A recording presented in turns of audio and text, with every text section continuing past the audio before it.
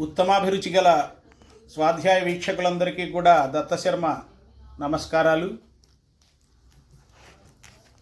బహుముఖ ప్రజ్ఞాశాలి, భాషా దురంధర, గొప్ప భాష, తనను తాను భాషా సేవకుడిగా మాత్రమే అభివర్ణించుకున్న శ్రీమాన్ తిరుమల రామచంద్ర గారి గురించి ఒక చిన్న ప్రసంగముతో మీ ముందుకు వస్తున్నాను.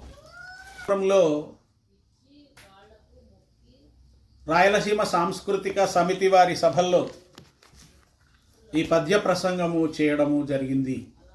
వారి యొక్క వ్యక్తిత్వాన్ని, వారి భాషా సేవను, వారు పొందిన బిరుదులు అన్నిటినీ సమగ్రంగా సంగ్రహంగా ఇందులో చర్చించడం జరిగింది. మిత్రులారా,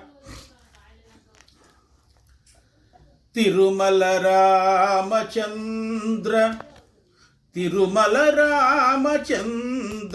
వరధీనిధి భాషకు సేవకుండుగాన్ అరుదగు జీవనంబున మహత్తర రీతి వినమ్రుడై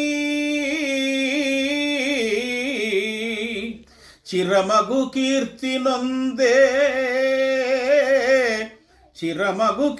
నొందే నిజసేముషి రాయలసీమ వెల్గగన్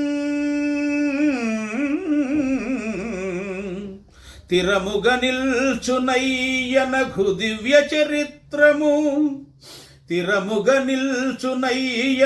దివ్య చరిత్రము మచలేనిదై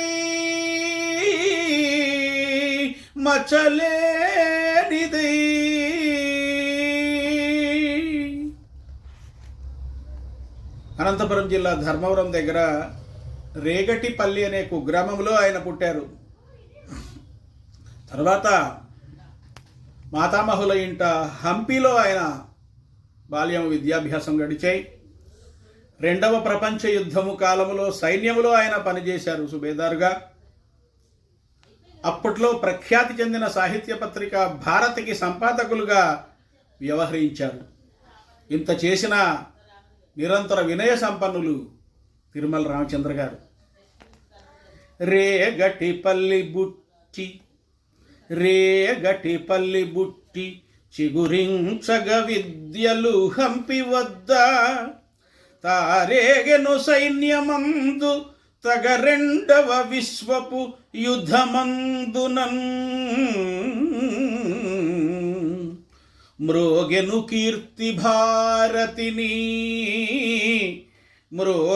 కీర్తి భారతిని మోదము చెందగ పాఠకాళి తానీ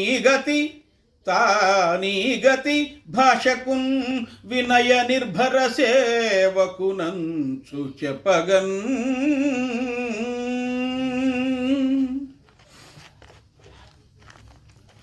స్వాతంత్ర సమర కాలంలో పోరాట స్ఫూర్తిని లగరించే పాఠాలు రాశాడు ఆయన. సంస్కృత, కన్నడ, ప్రాకృత భాషల్లో పండితుడు. అడవి బాపిరాజు గారికి ఆయన అంటే ఎంతో ఇష్టం. సురవరం ప్రతాపరెడ్డి గారు ఎంతో దగ్గర తీశారు ఆయనను. నార్ల వెంకటేశ్వరరావు గారు అంతటి వారితోనే విభేదించి ఆంధ్రప్రభలోంచి బయటకు వచ్చేసిన అరుదైన వ్యక్తిత్వము తిరుమల రామచంద్ర గారిది. హైదరాబాద్ నోట్బుక్ అనేటువంటి కాలం చాలా రోజులు రాశారు ఆయన. స్వాతంత్ర పోరాటానికి సంస్కృతంలో ఒక పాట రాశారు. లిపి, దాని పుట్టుపూర్వోత్తరాలు అనే అద్భుతమైన గ్రంథం రాసి తాపీ ధర్మారావు అంతటి వారు అటువంటి గ్రంథం ఎవరూ రాయలేరని కొనియాడారు. స్వాతంత్ర్య సమరాన సాహసంబున నిల్చి పోరాట గీతాల స్ఫూర్తిగనియే సంస్కృత, కన్నడ, ప్రాకృత భాషలో వైదుష్యమును చూపే వాగ్విభవము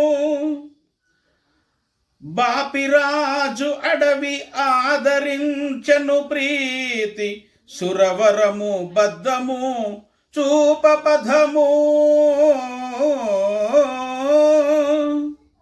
నార్లతో భేదించి ఆంధ్రప్రభను వీడే, నార్లతో భేదించి ఆంధ్రప్రభను వీడే, రాజీ పడని త్రోవ తేజరిల్లే. నోటు బుక్కు రాసే మేటి హైదరాబాదు, నోటు బుక్కు రాసే మేటి హైదరాబాదు, సంస్కృతాన పాట సంతరించే. లిపికి పుట్టు పూర్వ రీతుల శోధించి, లిపికి పుట్టు పూర్వ రీతుల శోధించి, తాపి ధర్మరావు దండముగునే. తర్వాత ఆయన రాసిన అద్భుతమైన గ్రంథాల్లో ఒకటి హంపి నుండి హరప్పా దాకా అనేటువంటి అద్భుతమైన గ్రంథం రాశాడు ఆయన. హాలుని గాథాసప్తశతిని ఆయన తెలుగులోకి అనువదించి అద్భుతమైన పాండిత్యాన్ని ప్రదర్శించారు. హంపి నుండి హరప్పా దాకను, హంపి నుండి హరప్పా దాకను, ఇంపగు సాహిత్య చరితనే లిఖించన్. సొంపగు హాలుని గాథలా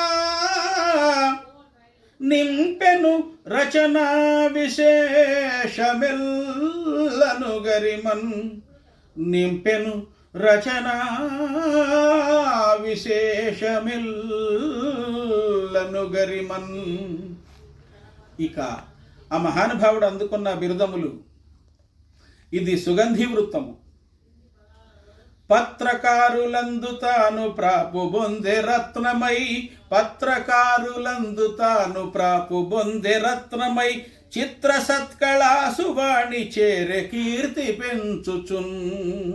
ఛాత్రరాజి సంతసిల్ల సౌమ్యవర్తనుండుగాన్, ఛాత్రరాజి సంతసిల్ల సౌమ్యవర్తనుండుగాన్, గోత్రమెల్ల ధన్యమయ్యే కూడి రామచంద్రునిన్, గోత్రమెల్ల ధన్యమయ్యే కూడి రామచంద్రునిన్.